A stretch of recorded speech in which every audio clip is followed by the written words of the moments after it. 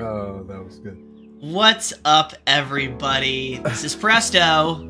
CorporalNosaj. And you're listening to episode 74, probably, of the Nintendads podcast.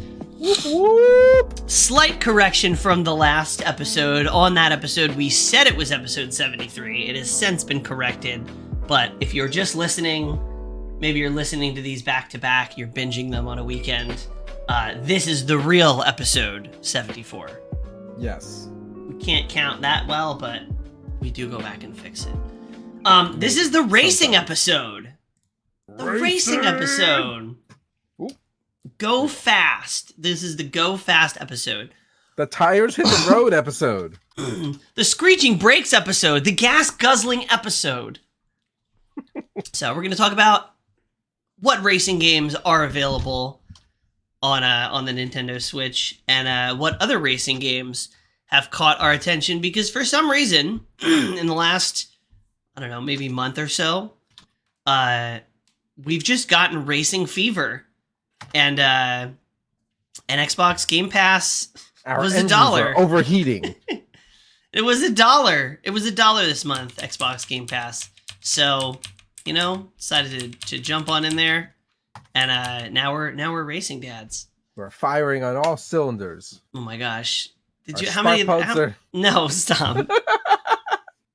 I'm gonna put you back into neutral with the puns.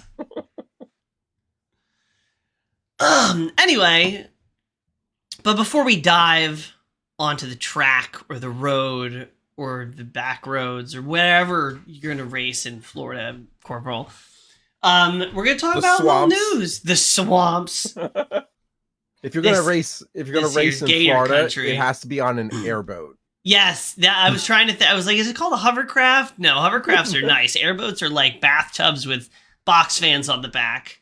Little Red and Sushi Cat. Wow, I am topping out on my mic. Hold on. There we go.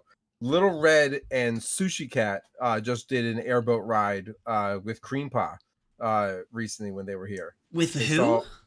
Cream Pa? Is that like a dessert? Little Red, when he was younger, didn't know how to say grandpa, so he said cream pa, and we thought it was hilarious. So it stayed that way. That sounds like something you would order from an ice cream truck in the summer. Grandma is Nona, because that's Italian for grandma, and grandpa is cream pa. That just sounds like a 2-course meal to me. Anyway. That's cool. Yeah, I've always wanted to go in one of those, but with not like alligators.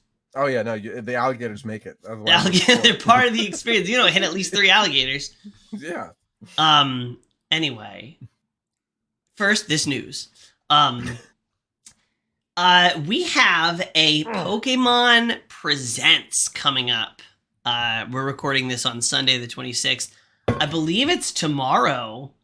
And I think Pokemon Day is tomorrow.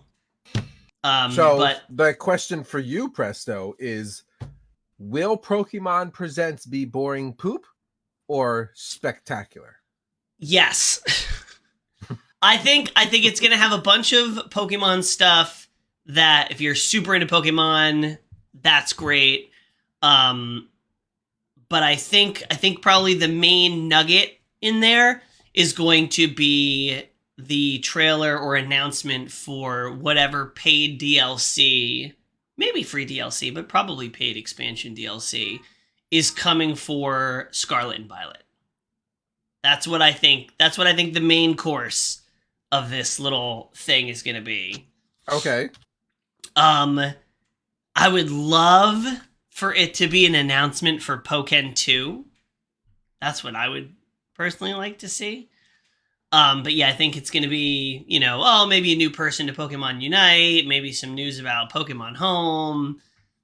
There's only one reason that there should be a Pokemon Presents. And I swear to you now, if it is not presented in this showcase, I will be going to Twitter to complain. Why? What needs to be there? If we do not have Pokemon Sleep, then what's the point of the company even being in business? There's Pokemon Sleep is like I feel like it's like a legend at this point. I don't think it's gonna. It's I don't think it's unacceptable. gonna. I don't know. I will go to Twitter. There will be a Do riot. it. Do it. By the way, follow us on Twitter if you're not. We don't really manage the actual Nintendads account. But we do use our own. Yeah. And at Hello Presto. I mean, we complain on our own personal accounts, is what I'm trying to say. Yeah, so we'll be back in the next episode, sooner or later, depending on how big the news is, with the results of the Pokemon Presents. Yeah. Also coming up this week? Yeah, this will happen this week. Splatoon 3, the fresh season. Now, if you've been listening to us for any amount of time, take a shot. You know that Splatoon 3, we've had a complicated relationship with Splatoon 3. Super excited for it. It came out. The online is super sketchy, and we kind of don't play it anymore. But this new season has a lot of good-looking stuff in it, and I am cautiously excited. I tried to play some Splatoon 3 over the weekend, and they haven't fixed anything. It's bad. I played with Foe, aka Wolf by Trade, on I think it was Friday night, and we got disconnected at least half a dozen times. It was just as bad as it was the first week the game was out. It was ridiculous, and there was of course all the lag and latency stuff. But there's new weapons, 12 new weapon sets coming in, 2 new levels, 2 new specials. They're bringing the Kraken back from Splatoon 1. It'll be at least worth checking out, even if the online code is made out of shoestring and bubblegum. Shoestring, yeah. Yep. The next piece of news, Capcom announced. We are Capcom creators, so shout out Capcom. Woo, Capcom!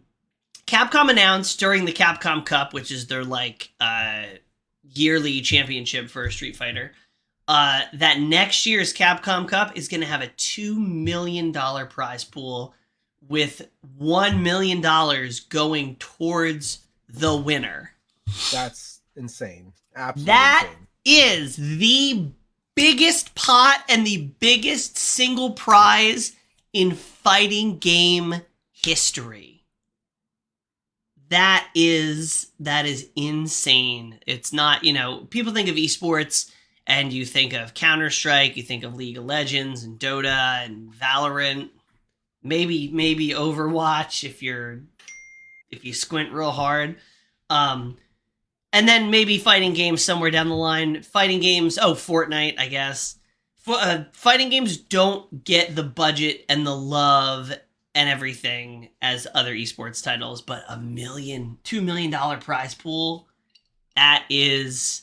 I would love to see that, this Street Fighter 6 and this $1 million prize for the first place, really, I would love to see fighting games be more in the spotlight as MOBAs. Because to me, it's like MOBAs, they're accessible, but I think fighting games are way more interesting to watch. I'm extremely biased. Yeah, I was going to say, you definitely enjoy fighting games way more than I do. But what would you rather watch? Would you rather watch high-level Street Fighter or Mortal Kombat or League of Legends? I don't even know what League of Legends is. I don't think I've ever watched League of Legends. If I were to see League of Legends on the screen, I wouldn't be able to tell you that it was League of Legends. But you watched Arcane. What? You watched Arcane on Netflix, right? The show, No. Arcane? No. Trish, thank you for liking the stream. We're gonna have to talk. We're gonna have to talk after this episode. I can't believe you haven't seen Arcane. It's like the best show. Is that the Cyberpunk show that you made me watch? No, that's the second best show. Oh, I've watched that one. Okay, so all Lone right. Wolf Gaming, welcome in. Yo, what's up, Lone First Wolf? time in chat. FIFA has a huge following. It does. It definitely does. FIFA? FIFA. Did you tag this stream as FIFA or something? No, it's just tires hit the road, just chatting. He's just talking about soccer. Oh, okay. I was like, wait, what? Why FIFA? We will get to the racing games shortly. So yeah, Street Fighter, Capcom Cup, $2 million prize pool, super exciting. Diablo 4 beta is coming in March. Open beta for Diablo 4. I'm super excited about. Yeah, I'm definitely excited about that. I want to dive deeper into my dark side. Oh, esports FIFA. Yes, I gotcha. Okay, I actually didn't know that. Huge cash prize. That's what he's talking about. Yeah, that is pretty cool. And then last piece of news is Dead Cells, and this isn't really news; it's just like a reminder since it's coming up. Dead Cells Return to Castlevania DLC is coming out in just over a week. It'll be coming out on the March 6th. So I will definitely be streaming that on March 7th, that Tuesday. Love me some Dead Cells. Now, Corporal, what are you playing? We've talked about all the things that we could be playing soon, but what are you playing now? So anyone who knows me knows that I am a huge Legends of Zelda fan, but they also know that I am a big Hogwarts fan. Oh. I am a big Harry Potter fan. Wingardium Leviosa. Leviosa. So I've been playing a lot of Hogwarts Legacy. Oh my god, let me tell you, this game is deep. Like, it's been getting a lot of good reviews. So much lore in this game.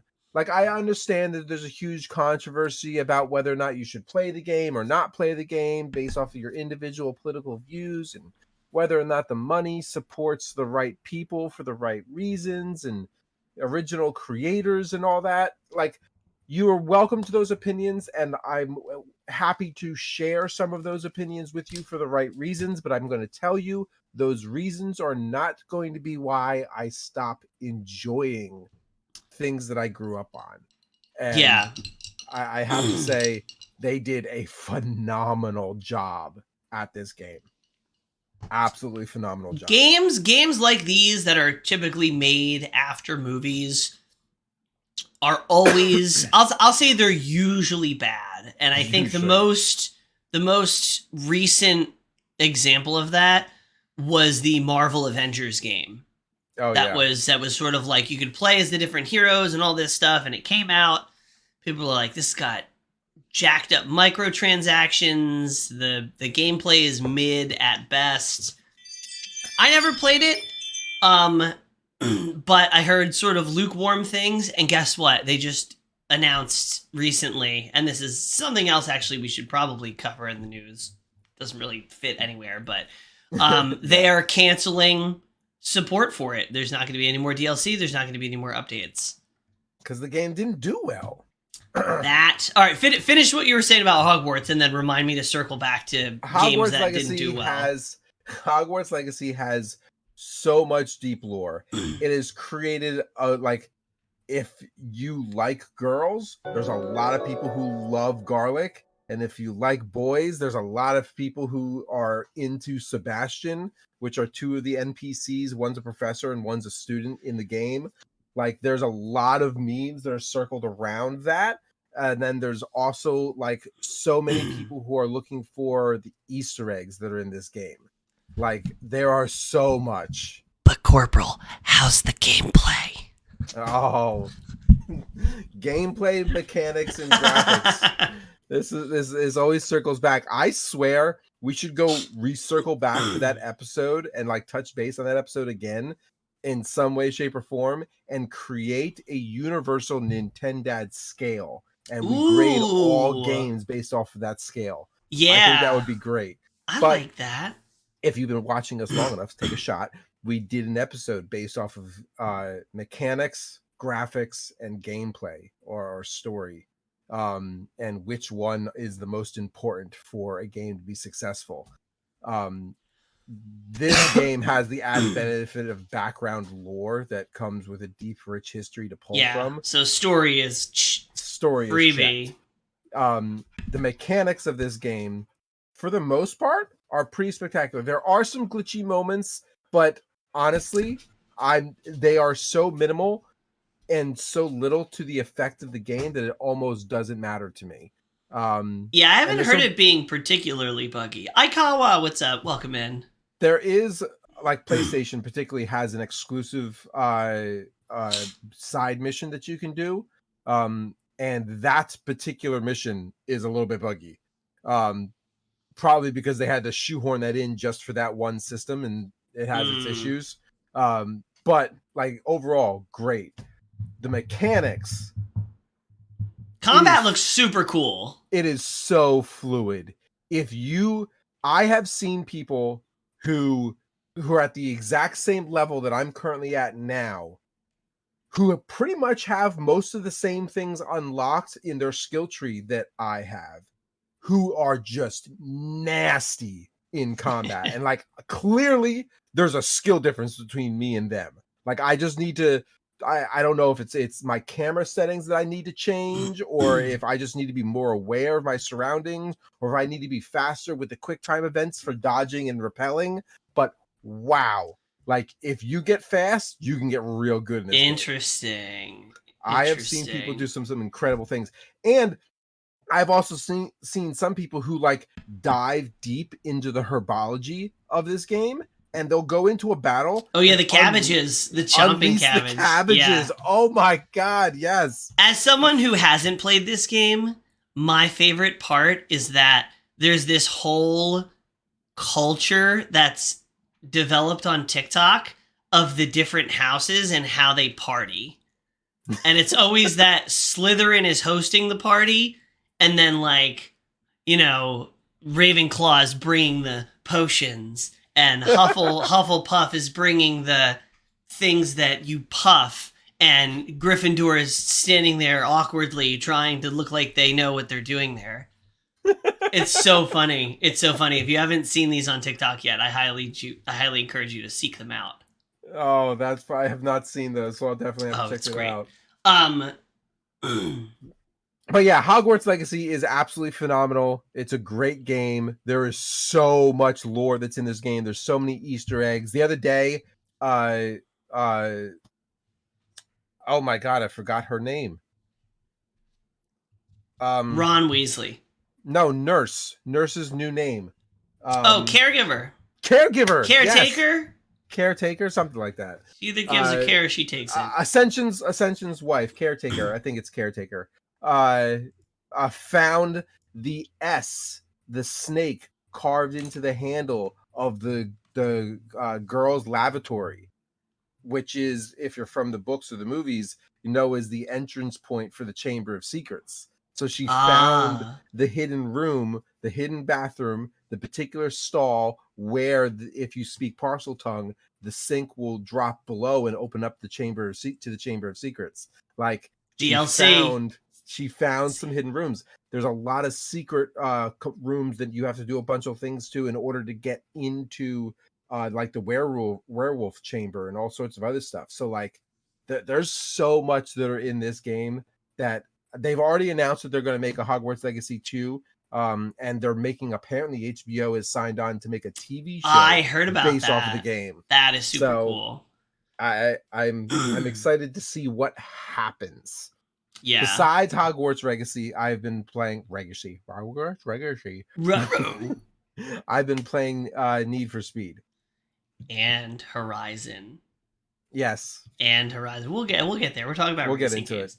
it. Eventually we'll get into it. I've been playing. You wanted to talk about games that I've been playing Monster Hunter. Yes, of course. I've been playing Forza Horizon 5, which we're going to talk about. That's a big part of this episode. Need for Speed. Heat.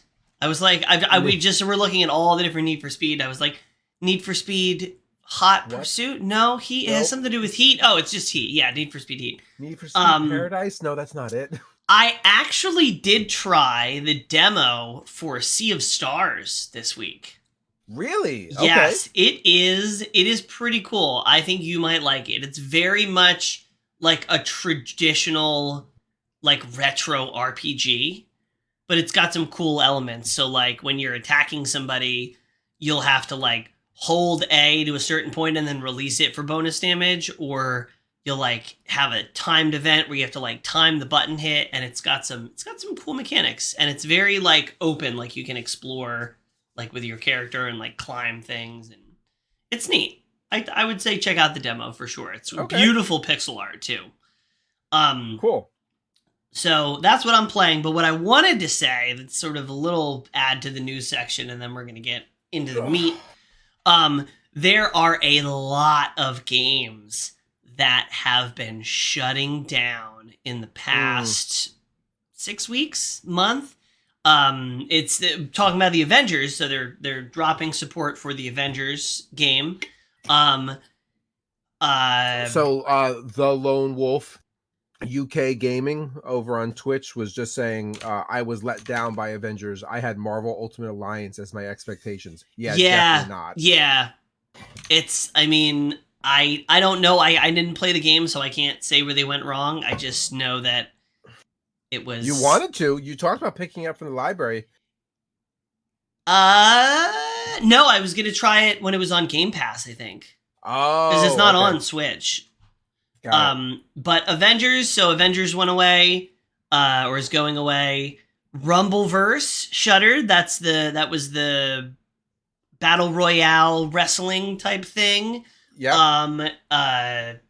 What is the dodgeball game? Knockout City. Knockout City is going away. We did a hard review on that game too when it first came out. Knockout City is going away. What is the other one? I think they canceled mobile. There's not going to be any more mobile versions of Apex and PUBG, I think. Yeah. Yep. Those got canceled. I saw that. And it was announced that 99% of players have stopped playing multiverses. Really? They've lost 99% of their player base. Wow. So they're looking like they're next on the chopping block of free-to-play games. But that was actually a good game. But was it though? Are we still playing it? How long did we play it for?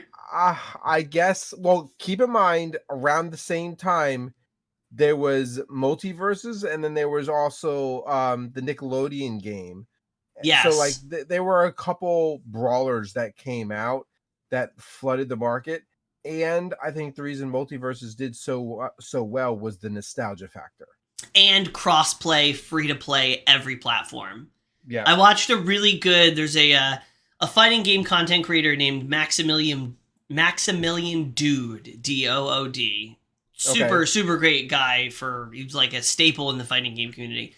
He did a really good video on why he thinks multiverses just fell off. And it got really popular because it was free to play and it was cross-platform, but I don't think it had enough meat in the gameplay, and it didn't have the long game of development to like make it have longevity. So I had fun with it. It was never as tight as something as like Smash Brothers or Rivals of Aether or anything like that. And then I stopped playing it because the network stuff was having tons of issues and I was lagging out. It's the same thing that happened with Knockout City. It was just, I'm just getting very finicky in my old age. If you can't get your online connection stuff figured out correctly, like I'm not sticking around. Daniel, thank you for the follow. Welcome in. But yeah, so there are a lot of free-to-play games, a lot of battle royale games. I think we've sort of reached critical mass with these like half-baked games that are either trying to get in and cash in on a genre, maybe like Multiverses was, or that are just like, oh, we can do anything. We're going to make a marble simulator, but it's battle royale, so everybody's going to love it. I think we're seeing a tipping point of these games coming out, or at least surviving for very long. And there's a larger thing in the tech industry where inflation's catching up and a lot of people are getting laid off and tech teams are downsizing and that kind of thing. And I don't know if this is related to that, probably. but people just want good games. Like Elden Ring, Hogwarts Legacy, Monster Hunter. And in all likelihood, Street Fighter 6 is also going to be like the new standard for fighting games, I think. Yo, we'll see. I think. They announced the rest, though. This is more news. Damn it, I swear this is the last thing, and then we're going to put our pedal down. Nice.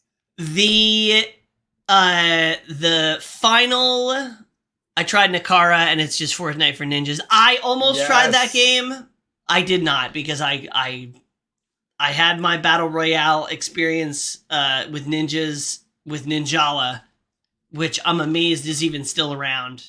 What was the, Ninjala. Yeah, Ninjala is definitely one. What was the other one, the spellcasting one you tried to get me into? No! Oh, that one was the best.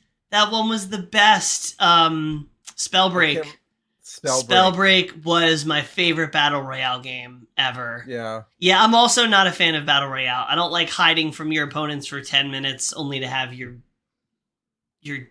game end in 10 seconds. The rest of the roster for Street Fighter 6 was revealed. They added Lily, who's a brand new character who is the daughter of T-Hawk, who is an old, I think, probably Street Fighter Alpha guy. They added Zangief. Zangief is coming back with a little bit of a new look. And Cammy is coming back with a complete redesign of her character model that Capcom has. If you haven't seen Cammy's trailer, watch it. And there are some moments where they are definitely doing a little fan service, and Capcom is absolutely and hilariously leaning into the fan service of Cammy on Twitter. Okay. That's all I'm gonna say. Yep. Mm-hmm. Whatever you think it is, the answer is yes. It's dirty. But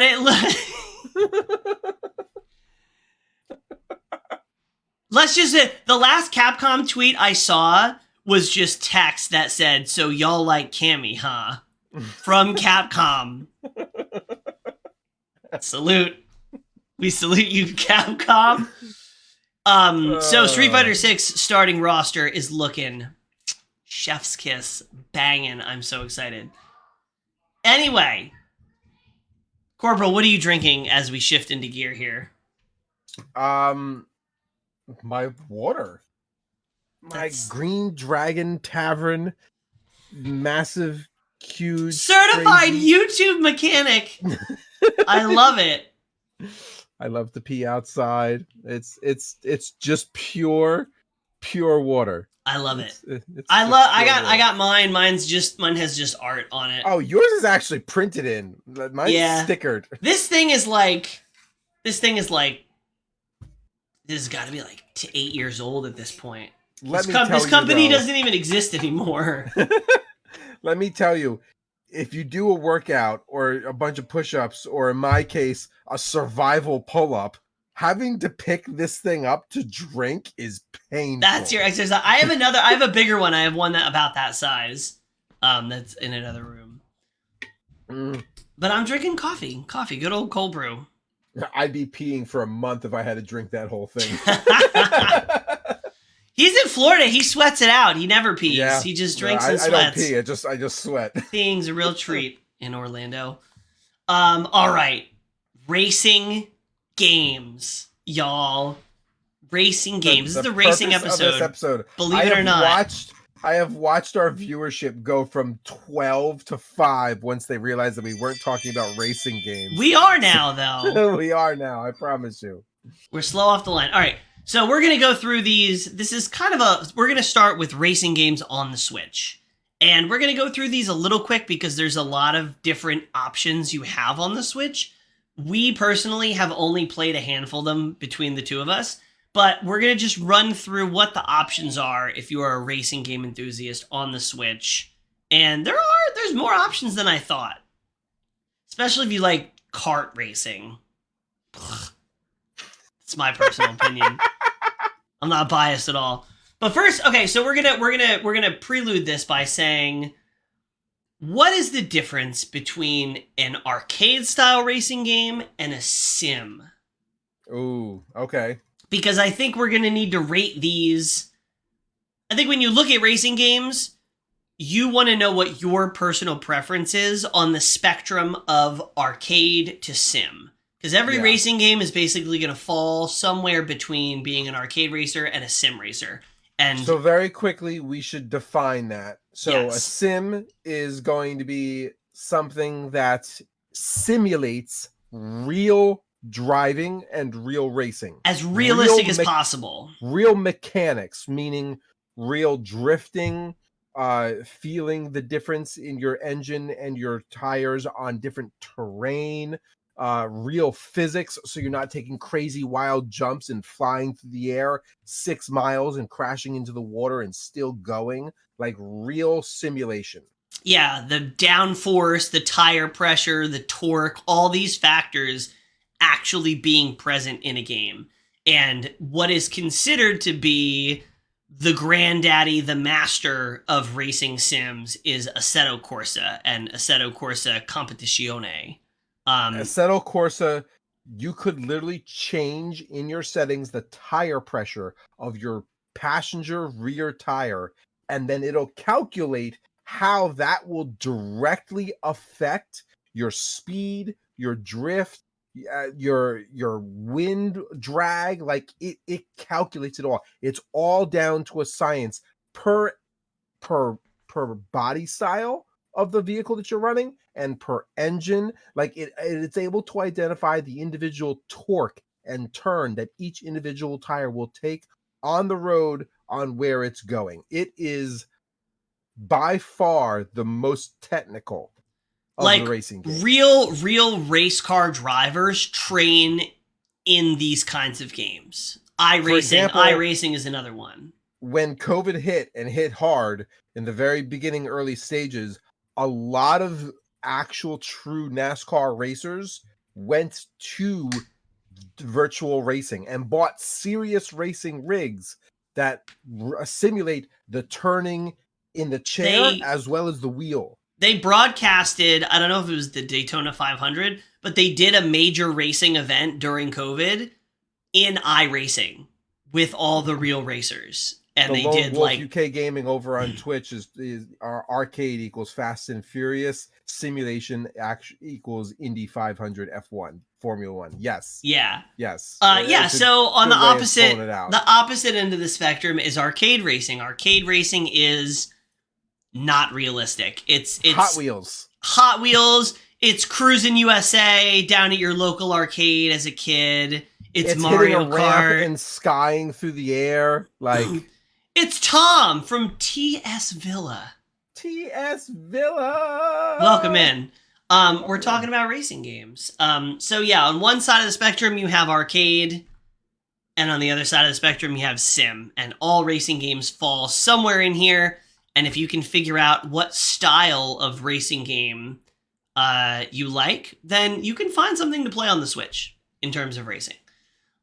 So let's start with the most arcade, the most well-known, the game that will not die, and that is Mario Kart 8 Deluxe. I am so sick of talking about this game. This game is actually called Mario Farts, right? Mario Farts. Mario Kart 8 Deluxe is definitely full arcade, right? It's got, you're in a cart, the physics are very cartoony, you have items, it's the most arcade style racing game you can get.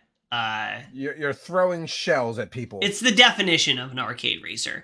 Also, something like Chocobo GP, which I know Tom is an absolute master at. He has his I think it's a sub goal or a points redeem to do Chocobo GP. So that's arcade. If you like arcade style, let's get real. If you have a Nintendo Switch, you probably have Mario Kart anyway. We don't need to go So Two. while it can be stated that Mario Kart is the crappiest of racing Well, games, hold on. crappiest of simulation racing games, I should Most say. most successful arcade racing game. It is the most arcadey of games. Oh. It is there's definitely a niche that is there. And it can produce a lot of group fun. So on the scale of arcade and then the scale of sim, it is the most arcade game that you'll get. There are some games that are on our list that'll blend the line between arcade and trying to be somewhat of a sim. But the arcade or Mario Kart is most certainly arcade. Very arcadey. Next one on the list, Burnout Paradise. So Burnout Paradise, Burnout is a series known for, I think mostly for going really fast and having absolutely extravagant crashes and wipeouts and an entire mode dedicated to crashing and causing as much destruction as possible. So definitely on the arcade side of things. There are different cars, there are different, classes of cars and things like that. So Burnout Arcade, I would say, if you're looking for fun, open world, there is online play to it. But it's definitely skews arcade racer. And it's got a cool art style. I always wanted to pick it up, but I just never have. There's always a reason not to. There's too many games to play. Similarly, well, maybe not. Need for Speed Hot Pursuit Remastered. So I picked this one up kind of recently. When did I pick this one up? I think I got this for myself for Christmas or something. It was on sale for like $6. Need for Speed Hot Pursuit. Need for Speed, most people generally consider pretty arcadey. I'm gonna say it's as far as the things on this list, it's not arcadey like Mario Kart is arcadey. I would say it definitely skews more on the simcade side, but like the drifting, the physics, like you can unlock real cars and they all handle differently. But I would still say it's an arcade racer. There's really only one game on this list that could even be classified close to a sim when we get to it. But Need for Speed is fun. You get chased by police. Like what? That's a great mechanic. There's not many racing games where you get chased by police, but Need for Speed is sort of known for that at this point. What's this next one? Cruisin' Blast. Cruisin' Blast. Cruisin' Blast is a definite arcade game. Like it is campy, it is cartoony, it's brightly colored. It's from Cruisin' USA. It's the new version of it for the Switch from the arcade, literally from an arcade. I was about to say, this is the game that you see in arcade cabinets where there's 3 or 4 of them in a row, and you sit down and you race, and like you're slamming and pinballing into the walls, and you're watching your car flip, and it's like return to course. And you can sometimes some of the cars are like that you can unlock are like dinosaurs or like animals that are like running really fast. So it's very over the top. This is the arcade cabinets that you see in most like bowling alleys and whatnot. Like that's yes, exactly every bowling alley has a Cruisin' USA. Need for Speed Most Wanted was the best. Yes, I have Most Wanted on my PC. I don't think Most Wanted never came out for Switch. Just think Hot Pursuit, and I think there was one other one like a very long time ago. But Hot Pursuit is a good Need for Speed game. It's a great Need for Speed game. The little guy creeping in. Family off to the side, I see. Family giving. Scram, get out of here. Next we have so this one is probably the most sim-like from what I've heard. This game is in every single racing games for Switch list, and it's the only one that even claims to be a little sim-like, and that is Grid Autosport. So I've never actually played this game, but I've heard good things about the game. I've heard that you're muted. Oh, sorry. I have heard that it is fast. It's definitely sort of like a rally type game, I think. Okay. Or no, it's got rally, it's got track, it's got a bunch of different things. And it's the most sim-like of any of the games that are available for Switch. I'm gonna let you talk about this next one. Hold on one second. Go ahead and take care of family. So next up on the list is very much disappearing from racing and more of a driving simulator. And I added this one onto the list simply because it's available on the Switch, and some people like these types of things. We're talking about like truck simulators, like you're driving a truck. The one in particular that we're referring to is Snow Truck Runners, where you have a big rig and your job is to drive this truck from point A to point B through different terrain and survive the different tracks.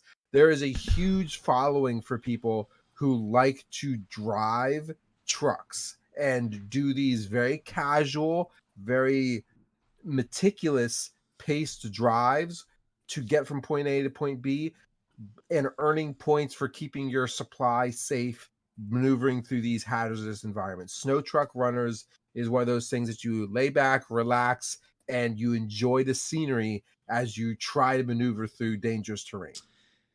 I guess that one could also be considered a sim to a degree. It's technically not racing. It's not racing, but it's a driving sim, and that's kind of what I was saying. Yeah, driving sim versus racing sim. I think that's a fair assessment.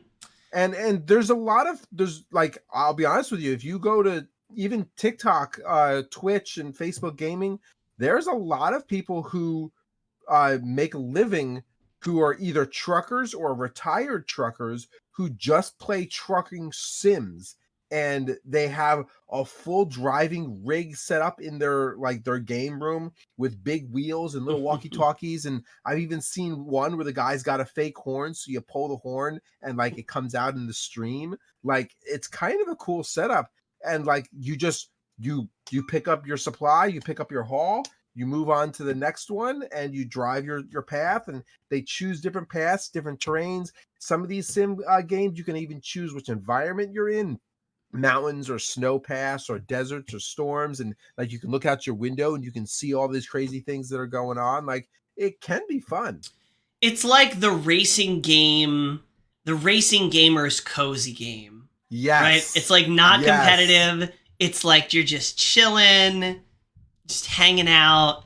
There's some metrics that you want to strive for, but it's not like you're gonna die. Don't stress about it. I mean, if you drive a truck off of like a cliff, I assume that there's probably repercussions, but yeah, I've never tried any of those games, but I'm like, it's like the same vibe as like Power Wash Simulator. I was just about to say, there's an entire genre of simulators. My name is Jeff, and I just recently played Lawnmower Simulator, where you own a lawn company and you show up to a person's house, you pull your mower off, you mow their yard, and then you go back, you park your mower, you pull out the weed whacker, you trim up the corners and edges, you go back, you put the weed whacker back, you pull out the edger and you edge the path, and you've got to make sure you've got a good edging. Like, there are people who really are into that. Do you have to deal with the HOA in Lawnmower Simulator? Because if you don't, that's a fail. That's no realism at all. Arcade. That's an arcade lawnmower game. That's very funny. Good morning, boys. I like the sea environment. Oh, you're muted again. What's a pirate's favorite letter? R? No, they say that a lot, but their first love be the sea. Anyway, next up, Hot Wheels Unleashed. Now, this one came out maybe a year or two ago. This is the most recent Hot Wheel game that's come out. And Vasto Lord 33, welcome in. First time in chat. hey, welcome in. Enjoy your popcorn and chilling. Yeah, Hot Wheels Unleashed came out. It's a Hot Wheels racing game. I think it's probably the most arcade. Like, well, yeah, definitely arcade. But I think it's like the biggest. Like, I don't know how many Hot Wheels racing games have come out like in the last 10 years. But this seemed to be like the first high profile, I'll say mainline Hot Wheels racing game. Like this is the Hot Wheels racing game that took itself seriously because it came out on every platform. They had microtransactions, I think, in there, which was a little controversial. I played this game for the first time yesterday on Game Pass, and it's got its own physics going on. I think it's made on Unreal Engine 5, so it looks great. The mechanics. So let me tell you, there's a lot of old timers. Sorry, there. I'm slowly becoming one of them. There's a lot of older generation guys who grew up collecting Hot Wheels cars, like some of those old Matchbox cars and stuff. I had a box of them, yeah.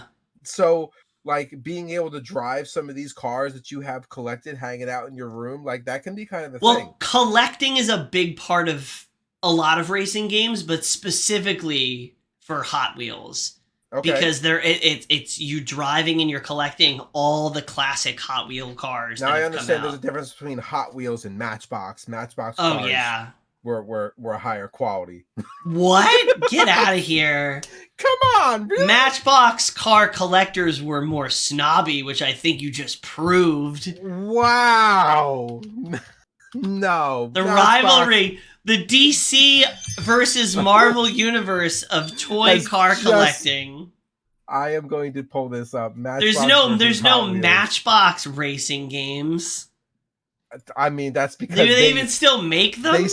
They stay true, pure to their brand.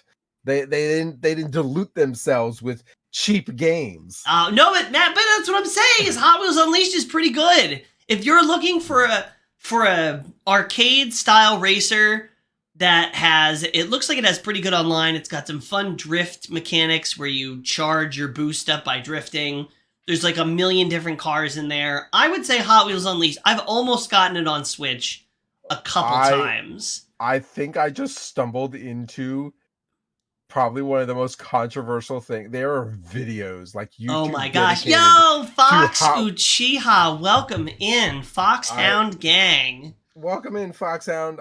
I'm going to have to watch some of these videos now to educate myself. We're about to have there's going to be a follow-up episode of Matchbox versus Hot Wheels. I'm all about this. I'm ready. I was a Matchbox boy. Hot Wheels Unleashed is a fun game. If you have Game Pass, it's definitely worth checking out. I don't know how the performance is on Switch. I'm assuming pretty good because it's not like crazy graphic intensive. But especially if you're looking for a racing game to play with your kids and you don't want to have to do Mario Kart, Hot Wheels Unleashed seems like a good option. My experience between Hot Wheels and Matchbox has been around longer, if I know correctly, and they're the original metal cars versus Hot Wheels, which were mostly the plastic ones when they came out, and that's how they got themselves started. I'm not actually stating this on any actual educated knowledge. I'm just purely going off of my own personal opinion. No proof. On the next Sunday stream, whatever the next driving game stream is that you do, you need to have your homework done. You need to be able to tell us what the history of the rivalry is. What is the topic today? Today we were talking about racing games. We're talking about racing games on the Switch, and then we're going to talk about some of our favorites that are on other platforms. And we're going through sort of where do each of these games fall in the spectrum of arcade racing, of like Mario Kart. Yes, bring Double Dash. Yeah, Double Dash to the Switch Online play. That's definitely one that we've heard hotly requested. But all the games we're talking about, do they fall more on the arcade side of things, like Mario Kart, or the more sim side of things? For the Switch, Grid Autosport being the most simmy sim that ever simmed. This next one is actually a mobile game Asphalt 9 Legends. Now, I will say I've played a little Asphalt 9, and it is a very good-looking game. It's super duper arcadey. Oh my god. Super duper arcadey. You could do 360s in the air. You can like bump and spin and wreck people. It's super arcadey, but I believe it has cross progression from your Switch and mobile versions because it's primarily a mobile game. It's free to play. There's microtransactions everywhere you look.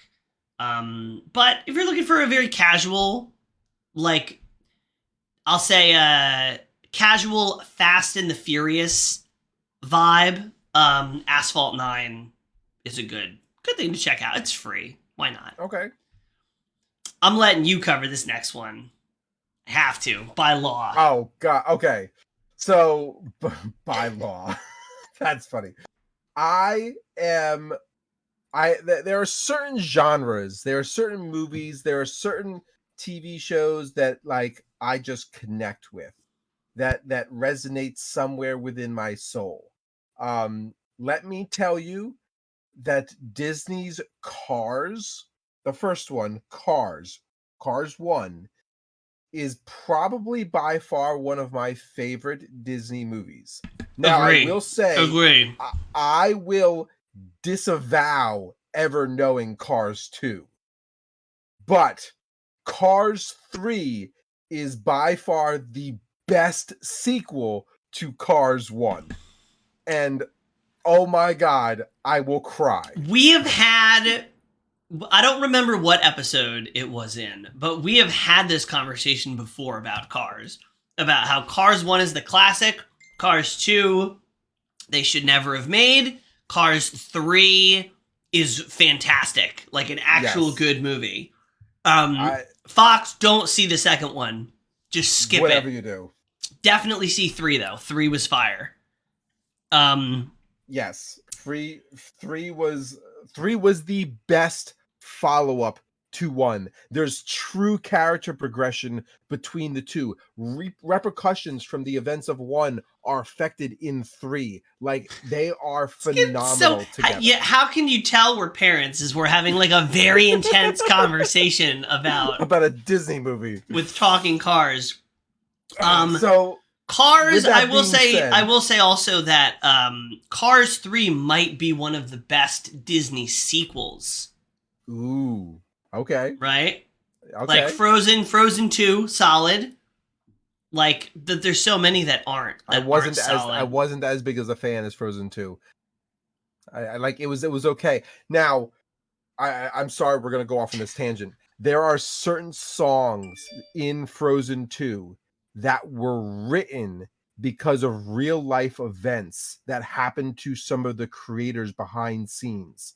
One of the songs, I can't remember the name of it right now, was written as a I'm sorry to one of the creators because she lost her daughter and her husband during the creation of this, and this song is what was created from her pain. And if you know that, listening to the song, you will cry. No, like, my god, why did you have to tell me that? Now I'm going to be able to watch that movie. Every song I'm going to be like roulette. I'm going to be like, is it the sad one? But as the movie as a whole, I think Frozen 1 was better. Frozen 2 is okay. Yeah. But neither of them are good as Cars 3. Nothing is good as Cars 3. Anyway, I heard they made a game about cars. So Cars 3, Cars Driving to Win, is the game that we're trying to talk about. That was a long tangent. I'm sorry. But Cars 3 Driven to Win is actually a fun game. You've played it. I've actually played it. I haven't played the entire thing. I haven't completed the game, but I've actually played some of the game. It's fun. It definitely is. Total sim. Yeah, totally a real sim. Like, he talks to you. Like, you. Does he say ka-chow? Yes. Can you control when he says ka-chow? As your it's no. Okay, then not a sim. No. If you could get him to say, if there was a ka-chow button, ka-chow. Chow. I'm a famous No. race car. Then it would be Sim. But yeah. So that's probably a good one if you have kids, like younger kids that especially like cars. That looks like one of those games where it's like you want to give them something to play that they'll like, but that's also not like painful for you to play with them. Yes. So seems like a good one. I mean, I say you grab your kiddos on this beautiful Sunday afternoon after finish watching us, of course. Go downstairs, turn on the TV, open up Disney Plus, grab your kids with some popcorn, watch Cars 1, watch Cars 3, have a good cry, and give your family love, and then go play the racing game. That sounds just like a total Cars day. Yeah, it's Cars Did you guys play the Final Fantasy Chocobo racing game? Yes, I played Chocobo GP and I survived. Yeah, and I survived. It is not. I'm not the biggest fan of like kart racers to begin with. I only got Mario Kart after about 9 months of very intense peer pressure during COVID, because that's the only game that everybody wanted to play, and then I got it, and now nobody plays it. So yeah, but I've played Chocobo GP. I wasn't the biggest fan of it. We honestly needed a Mario Kart. But why? Why, Fox? They're milking this one. They've been milking this one. They're trying to hit the 10-year mark. They're still releasing tracks for it. Still releasing tracks for Mario Kart 8, which came out like 9 years ago. I know, it's almost 10 years.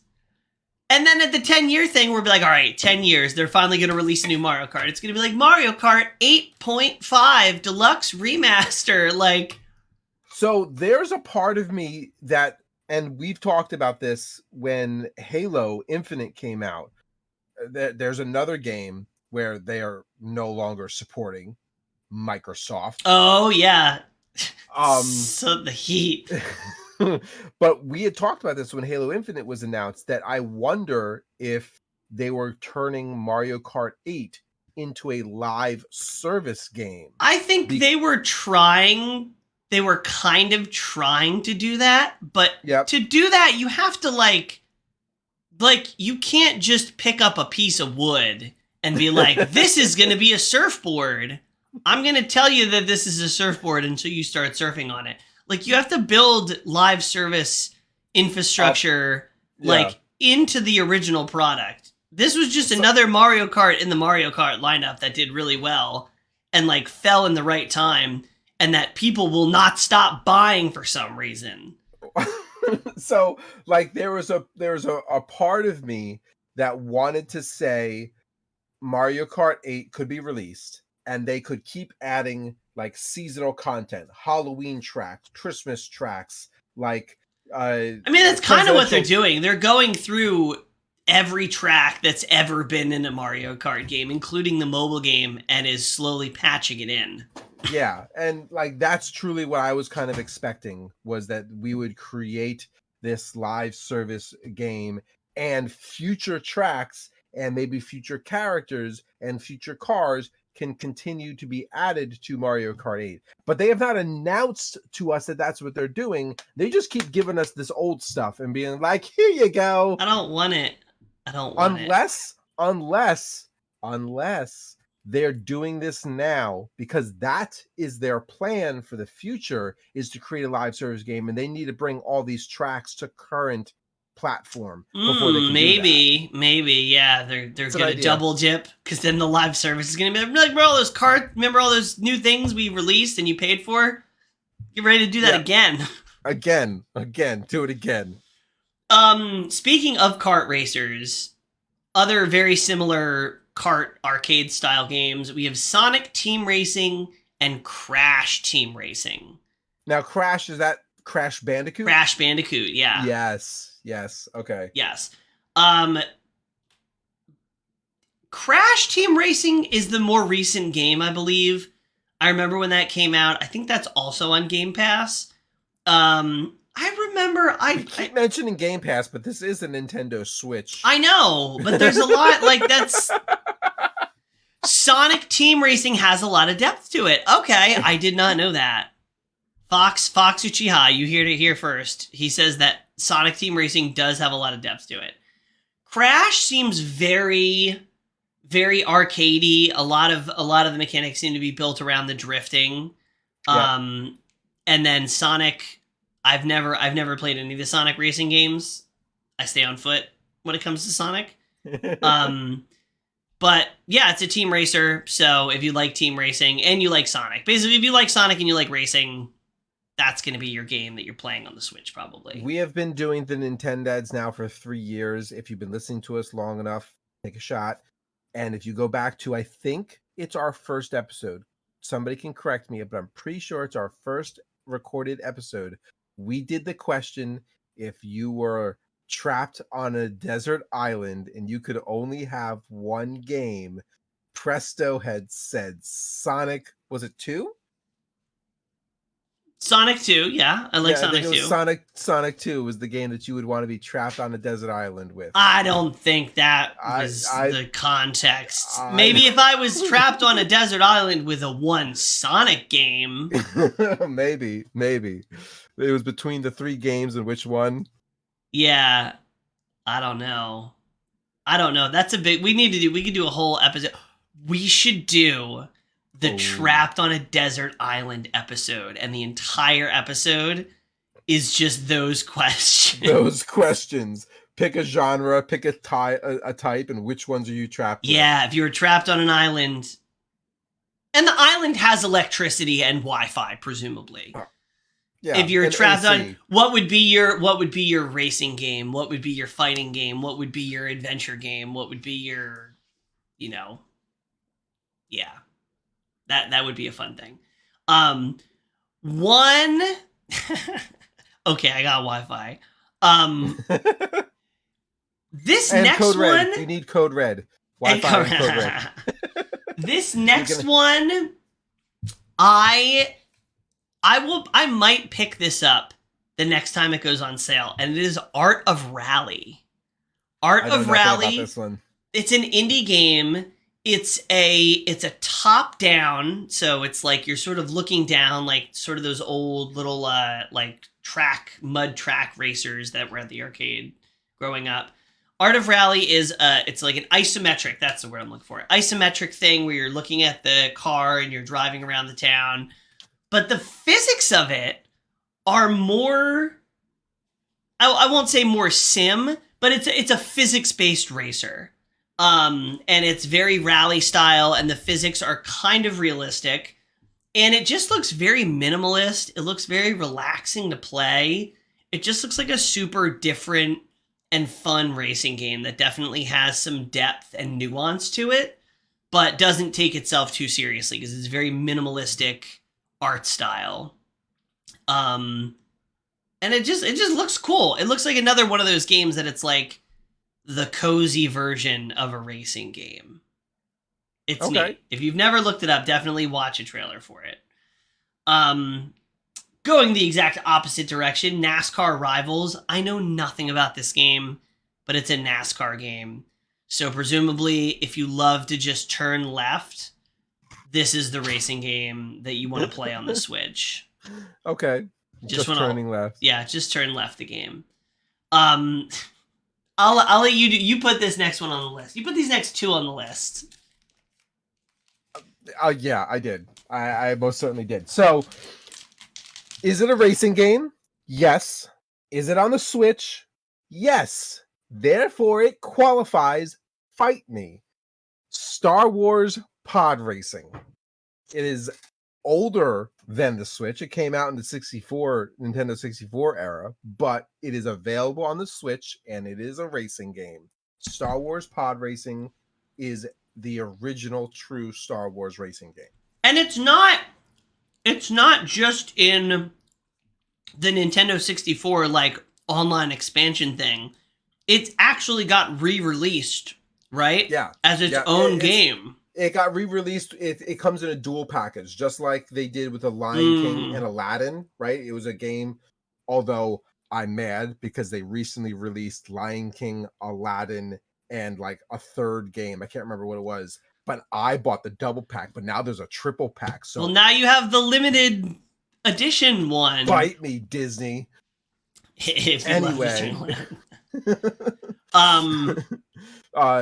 But yes, Star Wars Pod Racing came out with like another Star Wars game, but they came out as a bundle, and it's a legitimate racing game. I remember playing it and being very frustrated with it on the 64, but that might have weren't as good. That might have just been because I had to use the 64 controller, and that was like, how do I hold this? Why is there white powder coming out of the joystick?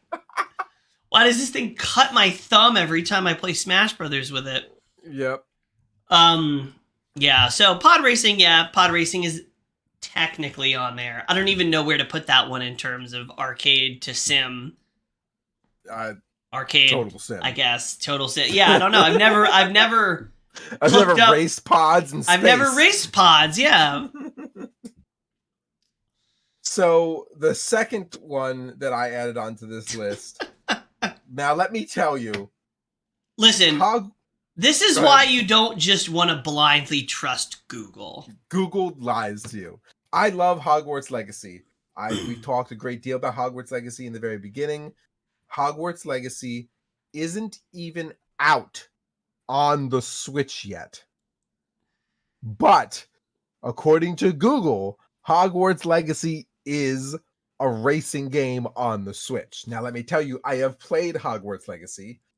There is no Quidditch, but you can fly a broom. And when you fly that broom, you can do time trials to upgrade your broom and improve your broom in a racing sense with another person who is also upgrading their broom. So it's a 1v1 race across the world of Hogwarts, through the castle and outside around the grounds and across Hogsmeade and through the mountains and underneath the train tracks. Like, there is a racing element to one of the side quests, and you can do a couple times and upgrade and then do again. So like there's some aspect there. But for Google to say that it is an actual racing game, excuse me, but who are you? Like, really? Try again. What are you, Bing? Is this an AI like gotcha moment? Come on, Google. Go home, Google. You're drunk. This is the most out of pocket Google thing that's happened since Google Plus. Google, like I said, Hogwarts Legacy isn't even out on the Switch. It's not going to come out on the Switch until like July. But it's a racing game on the Switch. I know why they classified it as a racing game, because when it comes out on the Switch, you're going to be in a race against time to do as much of the game as you can before it overheats your Switch and crashes and melts it into a puddle. I'm still waiting to see how they're going to run this game. It's going to look like a PlayStation 2 game. That's the only way. There's a lot of doors, right? So I think every door is going to be a loading screen. No. Yes. You couldn't. The audacity. I think there's exactly no way. Happen. That's exactly what's going to happen. That cannot happen. That can't be allowed to come true. They have big budget now. This port should be good. They're swimming in money. The Nintendads will come back and judge them on this. Don't you worry. Oh man. If I don't get Hogwarts Legacy before it comes out on Switch, I might get it on Switch just so you can trash it. To see how rough it is. Yeah. That'd be one of those games that I'd be willing to purchase and play for an hour and then ask to return because it's that bad. Yeah. Well, if I can get it used from GameStop, if you get a used game, you have a week to return it with no stipulations. So that's kind of like my thing. So those are most of the games. Those are most of the games that we think are worth talking about. There's a million. There's a whole junk drawer. Racing games, but that's those are the ones that stand out to us. The old Blockbuster rental stuff. Lone Wolf, you are so right. Yes, I would that's what I do from the library. It's not the newest games. I understand your handle says UK, so libraries may be handled differently in the UK. But here in the US, you can go to a public library with your local library card and if they have it, you can borrow the game from the library, or they can order it from another library to your location. And games are something that is available in the library for free, for $0. You have a library card, you can gain access to borrowing that game. Paid for by taxes. That's the tax that I want to pay. Yes. The real question, though, is... Alps Nighthawk, happy streaming and playing. Welcome Yay, in, Alps. Nighthawk, what's up?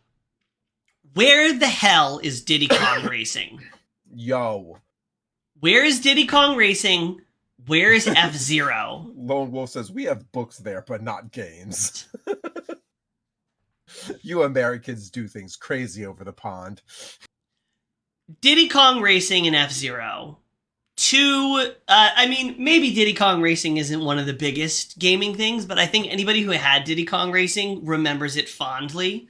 Yes. F-Zero, was the more extreme racing version of Mario Kart. Like, Nintendo had Mario Kart and they had F-Zero. And on classic systems, Mario Kart was the more casual one. F-Zero was the little more mature one, a little faster, a little more gritty. F-Zero, I don't even know when the last time there was a new F-Zero game. 64, maybe? Maybe. Also, what happened to Disney Speedstorm? I am on Nintendo website right now, and it just says releasing 2023. I thought it had a date, and then they moved it back or something. Disney Speedstorm. It comes out on Steam, Epic, Switch, and PlayStation. And there's no date for any of them? It doesn't say that it comes out on Xbox, and there's no date on any of them. I'm on the Speedstorm website right now. Disney Speedstorm is a free-to-play Disney racer that's coming up that actually looks kind of decent, but they were hyping it up, and then it disappeared, and I haven't heard anything about it, which is not good. Oh, I know why it's not showing Xbox, because the links that are here are to add it to your platform's wish list. And Xbox's wish list program is an internal wish list on their console, not on their website. That's why. Jeez Louise. But still. When it comes to... We won't dawdle too much. I'll play this game when it comes out. I'll try Speedstorm, yeah. It's not here. They even have a Discord. I may join their Discord and be like, yo, what's up? What is happening? It's just going to be a debate about which Cars movie is the best. The answer is one, but that's okay. Now, when it comes to racing games, you can either race with a controller, or you can buy one of these bad boys. So this is what's called a peripheral. Most people don't know what a peripheral is, but that is a peripheral. Real deal. So if you're watching the Twitch stream, I am going to throw up an image. Please don't throw up. Oh no! Come back. Image. Now, image. For other platforms, there are racing peripherals, racing wheels, metal, pedals, and all that kind of stuff. And then there are some for the Switch, but all of them look like toys to me. One of them looks kind of legit. I don't know what... So typically, you use racing wheels for the more sim-type games. They don't really translate and work well in arcade games. And there's not... The only game that I could possibly consider using a racing wheel for on the Switch would be Grid Autosport. And I don't know enough about that game to say, yes, I would or wouldn't. But that is the only one on the list where I think this would even be plausible. I mean, yes, you could do it with Mario Kart as a fun motion control thing. But if you're watching the Twitch stream, I have an image of all the very popular Twitch or Nintendo Switch peripherals that are available to use. And there's one for $69 by Hori, the Nintendo Switch Mario Kart racing wheel that's decked out in Mario print. Like, I would totally go ham on some Mario Kart with that wheel. I don't know. I can't imagine that. I would not for $69. That would not maybe be for painful. Maybe to play for $12, but not for $69. But yeah. So but there are racing wheels, like the Bluetooth ones that use the Joy-Cons could absolutely be a blast for a kid. Yep. And then you're playing on the Hori tricked out one. Yeah.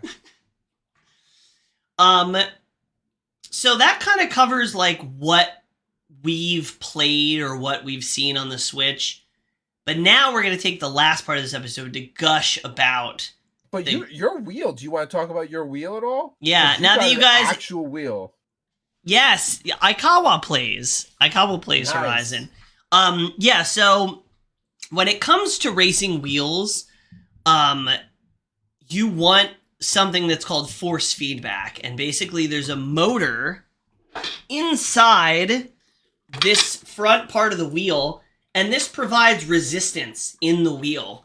And the more expensive the wheel you get, the more it's going to feel like an actual car. So when you're driving over gravel, it's going to vibrate. When you're turning one direction, it's going to fight you if the wheels are going in another direction. And it adds a huge level of immersion if you're just playing casually like me. But those types of wheels and peripherals are pretty much a requirement to play games like Assetto Corsa, iRacing, things like that. The more sim you get, the more a racing wheel is like, you need one. You can't play effectively with a controller. Turn left. For pretty much all the games we play. So we've been playing a lot of Need for Speed Heat, which is cross-play on every platform. It's not out on Switch, unfortunately, but is cross-play with PlayStation, Xbox, PC. And then we've also been playing Forza Horizon 5. Now, Need for Speed Heat is more arcadey with some elements of sim because you can adjust the different things and different cars drive very differently. But Forza Horizon, I would say, is a proper simcade because you get very different cars. That's the game I use my wheel for. It's got more realistic physics than any racing game that I've ever played. And you can tweak tire pressure and downforce and, tweak all the different parts of your car. And they're different. I like to say Need for Speed is a great racing game and Forza Horizon 5 is a great driving game. Yes. Because we streamed Horizon for the first time this past Thursday. And we had an absolute blast, even though we got absolutely thrashed in almost all the races that we did. But I think that's why Horizon 5 is so much fun, because there's so much to do that's not just racing. There's speed traps, there's drift zones, there's tons of cars to collect. Like, I would say, if I was trapped on an island and I could only have one racing game / driving game, it would easily be Forza Horizon 5. Corporal, what do you think? I agree. Forza Horizon 5. I think that is a well-rounded game. So we've talked about Forza Horizon 5 being a great sim, and it's kind of a simcade, right? Yeah. But I think that I enjoy the racing on Need for Speed better than I enjoy the racing on Forza Horizon.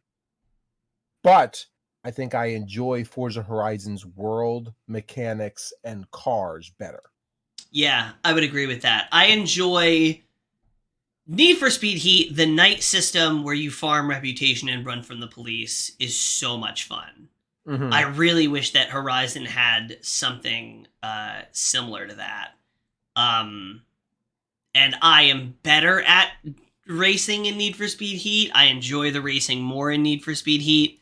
Horizon, I think I'll like the racing more as I get better, as I improve my skills.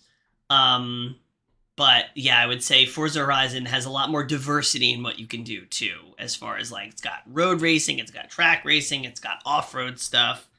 I actually tried this the other night. Forza Horizon has a battle royale mode. Really? You're dropped in. I forget what it's called. You're dropped in. You have to. Everybody starts in a really terrible Volkswagen Beetle, and you have to drive around the map and find cars. And if you get near another player, you can. Vasto Lord 33 it says Forza needs some NOS. Yeah, that's the thing. Is I think that's why I don't enjoy the racing as much, because if you screw up in Need for Speed Heat, you can use NOS and you can get back. If you screw up in Forza Horizon, you need to restart the race. If you make a big mistake in a Forza Horizon race, you will not recover it. As a developer, that is why they used the rewind button. Yeah, there is a rewind button where you can do, and I use it more than I am going to admit on stream. But yeah, it's NOS would be cool. That would be a cool addition to Horizon.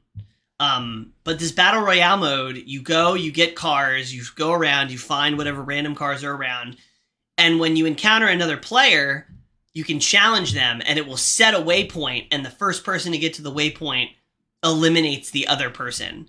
And then as time goes on, the circle that you can explore and race in shrinks, and you're forced to race people more. And it's really interesting. I really want to do it more. I think I got like 6th place just from running away from people and not racing them because I never actually found a good car. But you can, I mean, that's my experience with Battle Royale games in general, is I win through evasiveness and then get clapped in the final circle by people who have actually fight. Yes, it's the big eliminator. Thank you, Aikawa. Yeah, it's the eliminator. That's what it's called.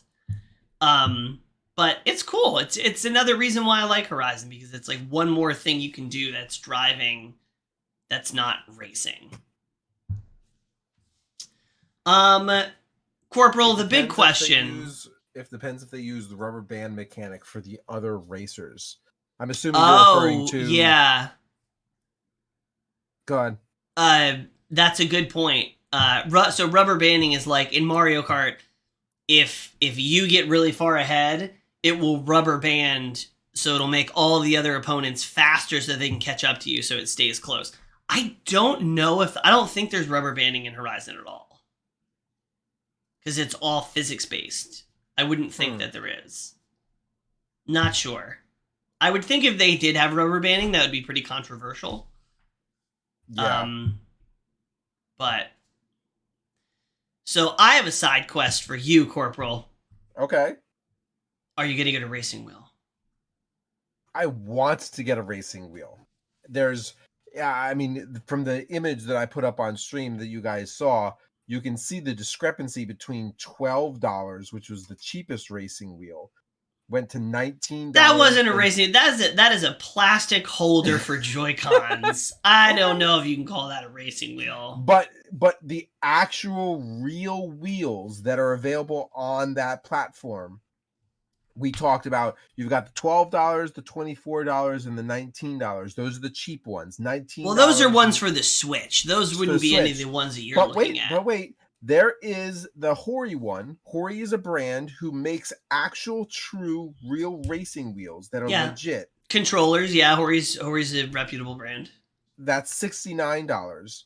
You then go over to the one that's available on Amazon. That's $94. That does have some force feedback.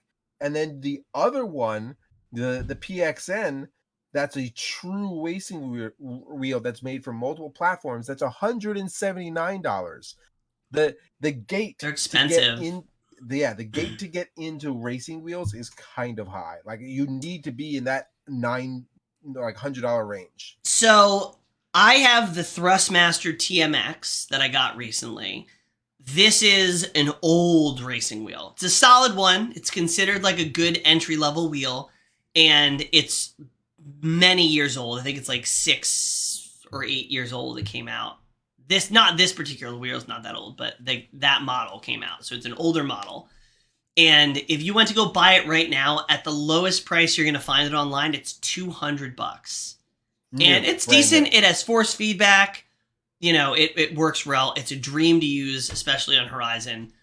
I found it on Facebook Marketplace secondhand for $150, and I negotiated it down to $100. And I think that is probably the best situation, because me and Corporal have done a lot of research into racing wheels and where to get them and which one's the best. I would say don't get any racing wheel that doesn't sell for a base of less than $150, but also try to get them on sale or used or secondhand because they are expensive. But don't get a $69, $89 racing wheel, because they're not going to be worth it. When we first looked into this, there is a lot of options that are available, like on Amazon, that you can have show up at your house for $50, $60, $70. Yeah, but Nintendo is releasing the Mario Kart racing wheel. Is it Nintendo is actually making their own? I didn't know that. This one is by, the one that I'm referring to is by Hori, but it is fully decked out in Nintendo license colors, logos, and skins. So Nintendo has allowed Hori to make this wheel. Oh, I see. The one on Amazon, I think it's in your screenshot. The one on Amazon that's got, it's like dark red and it's got black grips and pedals. Yes, the $94 one. That is Nintendo's racing wheel. Yes. That is Nintendo's $100 Mario Kart racing wheel. It looks legit, but there's no way that it is. Is there force feedback? I don't know. There's not even force feedback data in Mario Kart, so it says nothing about. I would be very curious to see, but I would, because if it's got force feedback, I might buy it. Oh man, I really want to try out Grid Autosport. It looks interesting. I just want to see how it plays on the Switch. I don't mind that it's got a giant Mario on the front of it. There's no way this thing you could not plug this into Horizon and have force feedback. There's no shot. I would bet money that it does not. We'll have to watch some YouTube reviews of it. But anyway, that's a wrap. We're pulling up to the stop sign. This wheel is produced by Hori. Oh, really? It's made by Hori, but sold by Nintendo. Whereas the other one is created by Hori, and sold by Hori. Yeah, it's interesting. Because I can go to the Hori's website and I can. So maybe it is. Maybe it is legit. I trust Hori to make a good product over Nintendo as far as a racing wheel. A racing wheel goes. Yeah, a racing wheel or a fight stick or anything like that. Interesting. I'll have to look into this more. Anyway, I think we're going to continue to stream Horizon and Need for Speed for a while. So if you have those games, feel free to shoot us a message. We'll hop into a lobby. You can teach us not to crash into walls. Keep in mind that Legends of Zelda is coming out soon, and hopefully it's good, and we'll be streaming it. And shortly after that, as we talked about earlier in the episode, we have the Diablo game coming out soon, which we definitely want to play. Beta in March. We have to wait, unfortunately, all the way till June, which is going to compete with Street Fighter. I don't know how I'm going to do it.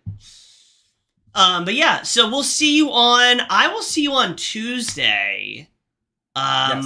Presto does his single stream on Tuesday, and I do my single stream on Sunday, but today's an episode day. So this Tuesday we will be streaming probably Monster Hunter. Next Tuesday we'll be streaming the new Dead Cells Return to Castlevania DLC. This Tuesday probably some good old-fashioned Monster Hunter. Just Monster Hunter, nothing that exciting. We'll see. Unless I mean, we do have a lot of requests out for game reviews.